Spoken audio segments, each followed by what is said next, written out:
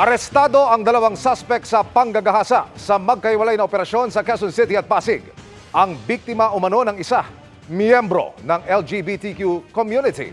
Tunghayan sa aking eksklusibong pagtutok. Ongoing ang basketball game sa isang gym sa Quezon City nang pumasok ang mga pulis at matapos makipag-coordinate sa komite at makiusap na itigil ang laro. Binitbit nila palabas ng court ang referee. Pagdating sa locker room, Inuhuli po namin kayo kasi po sir, meron po kayong existing warrant of arrest. si Ref inisyuhan ng warrant of arrest sa kasong rape.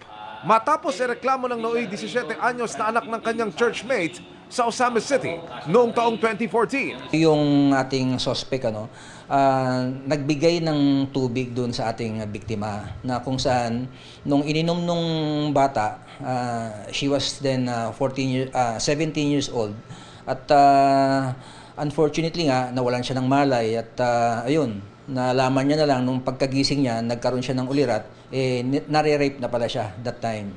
Mula raw noon, lumuwas ng Maynila ang suspect at dito na nagtago hanggang matrace ng PNP Intelligence Unit. Hindi pa nagbibigay ng payag sa amin ng suspect pero una na muna nitong sinabi sa mga pulis na pinepersonal lang siya ng pamilya ng biktima.